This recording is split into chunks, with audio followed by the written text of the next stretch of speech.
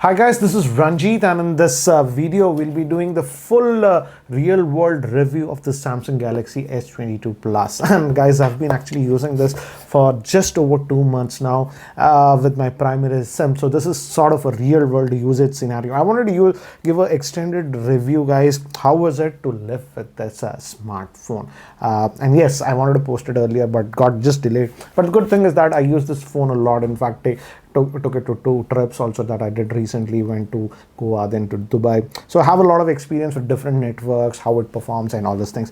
And I've made actually a lot of notes. So I'll be looking over this laptop so that I do not miss a lot of stuff that I've written.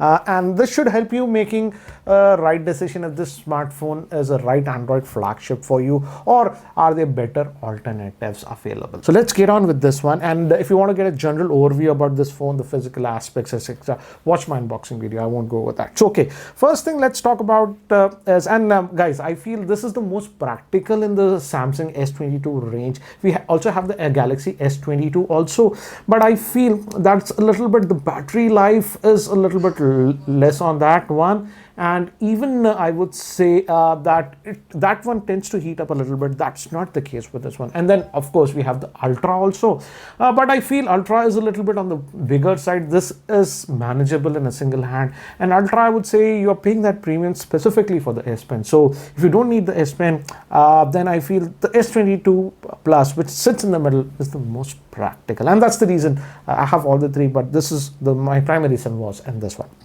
Okay, and the first thing is about the screen. It's having a 6.6-inch screen, and I feel the screen quality is really good on this one. And again, it's a Samsung phone, so we know the screens are very good, and practically also the screen is very, very good. It's not a quad HD, it's still a full HD plus, but gets the job done. And in fact, I like it's a very, very bright. In fact, this is the brightest screen that we have in the industry as of now, 1715 nits, and that's evident, I would say, in outdoor conditions. In outdoor conditions, even when the sun is blasting, you don't have a problem with this phone if you leave it on auto brightness. So that way it's done very, very well. The only wish that I have is, this is not nitpicking, but wish list, is that this is still at 120 hertz refresh rate. It's very fast, fluid and all this thing, but now I've used quite a few phones with 144 hertz, for example the Moto Edge 30 Pro, etc., and I noticed that 144 hertz, I've noticed a little bit fluidness. So Samsung should have gone with 144 hertz, but now the competition is giving that. But nevertheless, excellent screen on this one. And one hiccup that I had earlier, this phone actually got quite a few OT updates, 3 or 4, and in one of the OT updates, I think so, Samsung reduced the maximum brightness a little bit because of the summer season, I guess, but still, even with this one, outdoor still, if you go, it is brighter, and outdoor direct sunlight, no issues at all. Now moving to the glass protection, Gorilla Glass Victus Plus they have. And guys, I did not use this with the case or anything like this for the past 2 months, and I'm happy to say that still no scratches or anything on the phone. I'm not using any screen protector or anything. Even at the back, there was a slight scratch here, but I rubbed this morning and it just vanished. So that way it is handling it well. But I wished Samsung did provide some sort of a TPU case or anything in the box, but sadly, as you know, you get just almost nothing in the box, not even a charger. So I would say I didn't get any scratches in real world usage past 2 months, but again, put a skin or something, because there was a slight scratch. I rubbed it and it went away from the back part. So that way the Gorilla Glass Victus is handling it well, and again, it gets pretty bright, this smartphone. Okay, now coming to the in-hand feel of this one. Strangely, I would say this feels a little bit more chunkier compared to the earlier Samsung phones like the S20 Plus or the S21 Plus. They felt a little bit sleeker. This feels a little bit chunky. This weighs about 195 grams, but the chunkiness, I feel, is done in a good way. It feels a little bit more premium, but again, I feel this is a slightly flatter design. So if you're coming from the earlier, the S21 or the S20 series, this will initially feel a little bit different. I would say this feels a little bit more chunkier, like the iPhone 13, iPhone Pro series. Next thing is about the haptic feedback. That's the vibration motor on this. Strangely, here I felt Samsung could have done better, because compared to the iPhone Pro series, I have the 13 Pro and others. There the haptic feedback is better, and even some of the other Android flagships, I feel they are now doing the haptic feedback a little bit better. So here I felt that Samsung went down a little bit. It's not like it's bad or anything, guys. It's still good, but not among the best. That's what I have felt. Okay, next thing is regarding the fingerprint scanner, and here I'm very, very happy with this one. This also has the ultrasonic fingerprint scanner, so it just works. No need, you just, now I know that it's there and it works. And the good thing is that it's actually really, really fast. And this actually works even when your fingers are damp or something like that. This actually works. So fingerprint scanner, they have nailed it on this one. Finally, the ultrasonic fingerprint scanner. If you know, the ultrasonic fingerprint scanner, Samsung started a couple of years ago, but they were a little bit iffy, slow or something. But now on this one, super, super fast, super reliable. So I don't have any issues with the fingerprint scanner. Of course, this also has speakers on this one, and they're adequately loud. But here again, I would say, if I compare it with iPhones and stuff, especially the iPhone 13 Pro or something, I have the small one. Though there I felt the iPhone speakers have slightly more depth and better imaging. And that's the case even with some of the other Android premium smartphones. So here again, I felt great stereo speakers, but not among the best. So this comes in like, they could have did slightly better in my opinion. In fact, Ultra has better stereo speakers, I would say. It's not like it's bad, guys, but I'm just comparing with the best of the best, because the S22 series is supposed to be the best with Samsung. So I will have to compare it with other Android smartphones. And some of the other Android smartphones also have now got louder and better bass and imaging and stereo speakers. Next thing I really liked on this phone, and I appreciate Samsung for this, they are just giving 8 gigabytes of RAM, no 12 gigabytes or something on this one, but it handles it beautifully. No RAM management or anything on this one. Just whatever apps you want to be in memory, they are always in memory. I never had an issue of RAM management on this phone on the past 2 months. So RAM management has been done very well on this one. And I say, you don't need a 12 gigabyte RAM phone. So don't fall for those gimmicks or whatever. 8 gigabytes is more than enough. And Samsung has optimized this One UI that's on Android 12 very well on this phone. So that way, in terms of RAM management, even battery life, I'll talk about it, I did not have an issue with this one. Regarding cellular call quality, and here it's divided into two.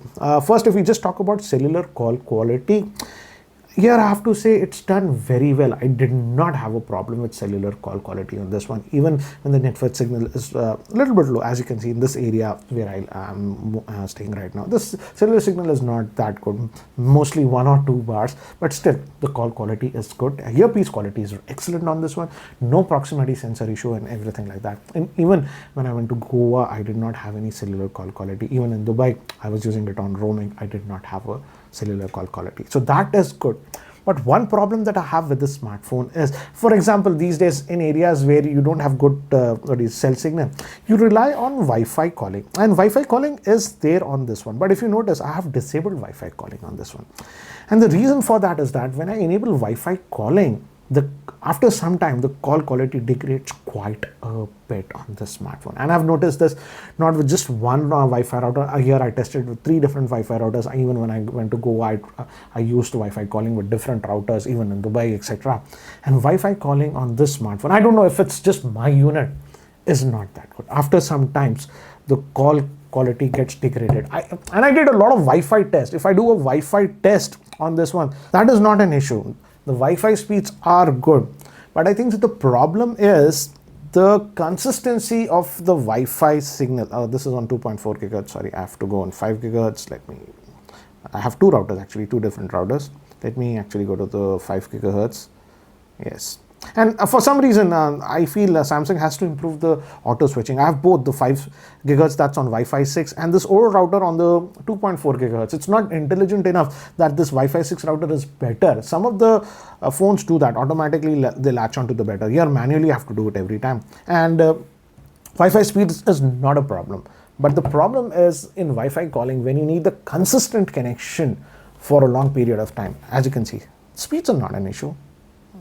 Goes 680 or something. Yes, not as good as some of the other phones that even touch 700, but speeds is not an issue. As you can see, touched 800, 850. So that is not a problem. But I feel when you need that consistent connection for a long time in Wi-Fi calling or VoIP when you're doing, even there if it's a minor drop for some milliseconds, the call quality degrades. That is happening. And I don't know if it's just with my unit, but Wi-Fi calling, I was not happy with this smartphone. In fact, many of the other Android phones and the same network in this location did far better in terms of Wi-Fi calling. So that is something I have noticed, and that's with multiple networks.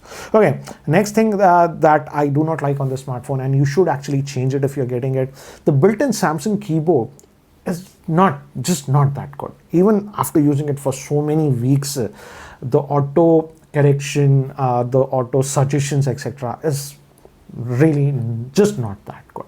You'll make a lot of typos on this one. I would suggest that just install keyboard on this one, and that works way better on this one. So that is something that you should change if you're getting this. Next thing is regarding heating issues, and many of you have asked me about heating issues on the smartphone. And I would say in regular usage, I do not have any major heating on this. Remember guys, it's summer right now. And if you just use the phone normally also, yes, the back will get a little bit warm. But outside temperatures, if you just use it outdoors, are so high, almost 38, 39 degrees, even indoors if you're not in an AC. Obviously, and if you use the phone even casually, because it's having a processor, it will go a little bit to about even 42 degrees or something like that. So yes, the back will feel warm on this one, and that's happening even with other smartphones with the Snapdragon 8 Gen 1.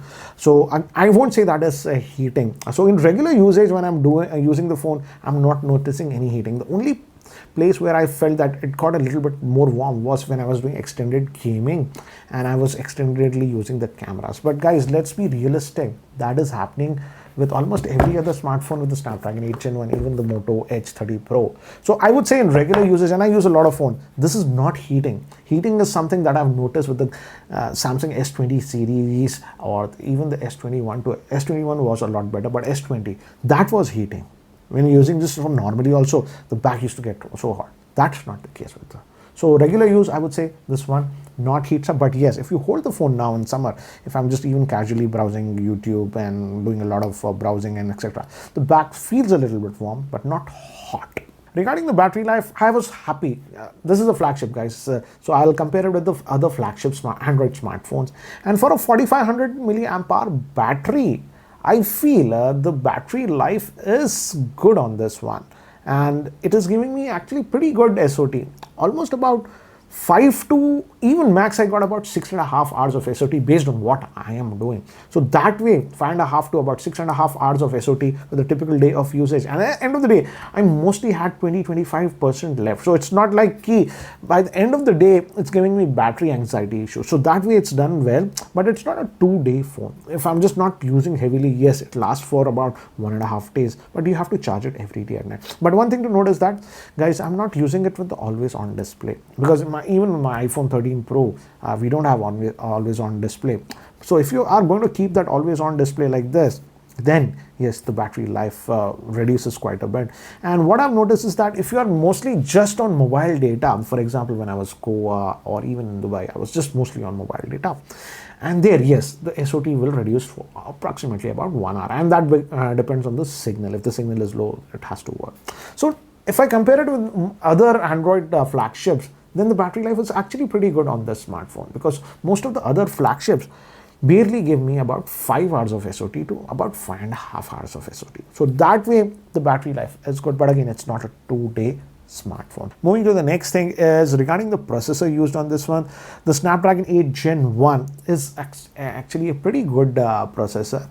It's based on 4 nanometer process, and I'm glad that this time they went for the Qualcomm instead of the Exynos like always we get in India. So that way I'm happy, and this processor is so fast that you don't have to worry about anything, no lag, anything, handles anything you throw on it. So that way it is good. Yes, when you push the phone a little bit, yes, it will get slightly warm, as I told you, particularly if you use the camera extendedly for a lot of time, or if you're doing other stuff. I did not have a problem, and I'm glad they went with the Snapdragon with this one. I was actually expecting the battery life to be a lot better, because the way Qualcomm hyped this one, but battery life, I would say, yes, it's good, but not great on this one. But nevertheless, I'm happy with the processor on this one. Yes, it gets slightly warm, but that's the case with almost all the flagships. I need to test the new Dimensity SoCs, the flagships.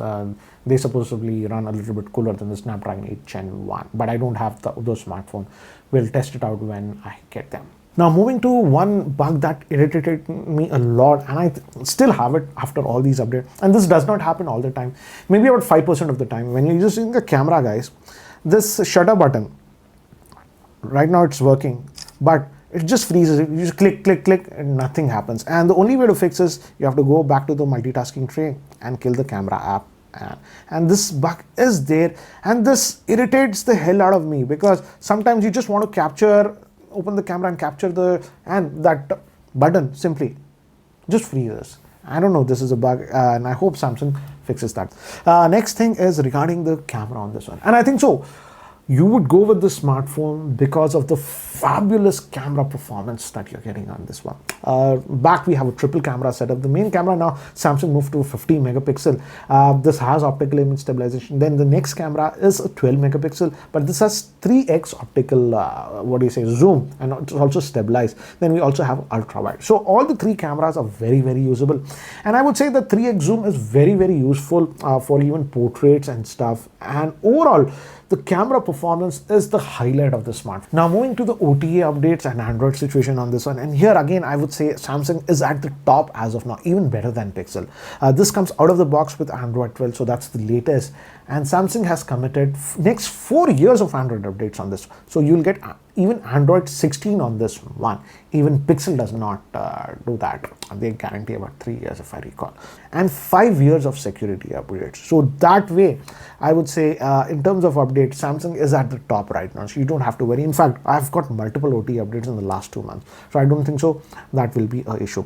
Another small niggling issue that I have with this one, UI is clean and all those things, apart from some of the Samsung apps and stuff, nothing. But again, you still have that My Galaxy app, and sometimes it sends a notification here to, so little bit of an nag, but again, no ads or anything that I have noticed on this one. Some of the earlier Samsung flagships had that issue.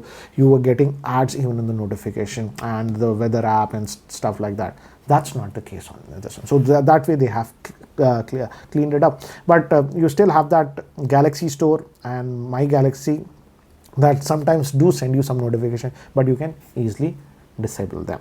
Let's talk about some of the wish lists that I wished this smartphone has, but I know we will not get it because most of the Android flagships are omitting it.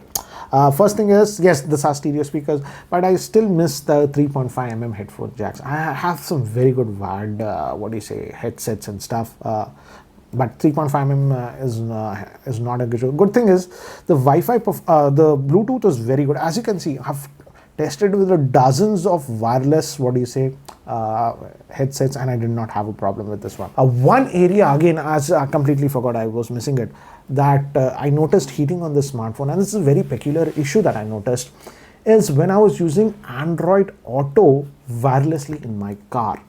This phone just heated up like crazy, and the battery was also draining quite a bit. And this was very, very strange, and it still does it. So I don't know why it's happening, but if your car has Android Auto wireless, this smartphone heats up like crazy, and the battery drain is also like insane. So I don't know if it's a bug or something, but Android Auto wirelessly when I was using in the car, the phone used to get uncomfortably hot, and the battery was also draining. Maybe this is a bug, they can fix it, but that is the only place where I would say I noticed the heating of the smartphone. This might be an exceptional case or something, but that is what I have noticed. Apart from that, overall I would say it's a very good Android smartphone. Certainly the camera is the highlight of the smartphone. You just pick up the camera. Apart from that camera shutter bug that I'm talking, sometimes it just pops out of the blue. The camera performance is fabulous on this smartphone. In fact, for my second channel, Geekyranjit Rides and Vlog, right now I'm not shooting stuff because it's hot summer, I'm not shooting outdoors. But when I went to these vacations and on these trips, I was just using this one as the smartphone, and even for video, the video quality is very good. Even the front-facing camera, though it's a 10 megapixel, this can shoot good video in 4K. So that way I would say the camera was the big highlight for me. But certainly this is a expensive smartphone. It comes in two variants, guys, 128 gigabytes and 256 gigabytes. And I would say if you don't upgrade your smartphones a lot, go with the 256 gigabyte variant, because the price difference between the 128, I have the 128 gigabyte. I'll be almost filling up the storage because I've shot so much stuff on this one. The price difference is just 4,000 rupees. So if you plan to keep the smartphone a lot, in fact, I was checking Amazon, and the price as of now, Amazon is saying for 128 gigabytes is 85,000, but they're giving you a 5,000 discount, so it's about 80. And the 256 gigabyte variant is 4,000 rupees more. So if you're a person who likes to keep phones for more than 2 years and stuff, and if you plan to take a lot of photographs, which you will do because the quality is so good, then I feel you should move towards the 256 gigabyte variant. But certainly I would say this is a expensive phone, so you are paying that Samsung premium on this one. But overall, apart from some of the niggling issues that I have mentioned, very minor ones, it's overall a very good phone. And I would say, because I have even used the Moto Edge 30 Pro, the Moto Edge 30 Pro also has the Snapdragon 8 Gen 1. That is also a very, very good smartphone if you don't want to spend that much. But the biggest difference, I would say, that we have between the Moto, because the price difference is almost 35,000, is the camera. So if camera is not your highest concern, you want a flagship, then you can really go with this one. But if you take a lot of photographs and stuff like that, then you can certainly go with this one. And if, let's say, you have the Samsung S10 series or even the S20 series, upgrading to this one, you will be actually pretty happy. So this was my practical review with the Samsung Galaxy S22 Plus. So do let me know what do you feel about the same. And if you have the Samsung Galaxy S22 Plus, let me know, are you having the Wi-Fi calling issue on your device?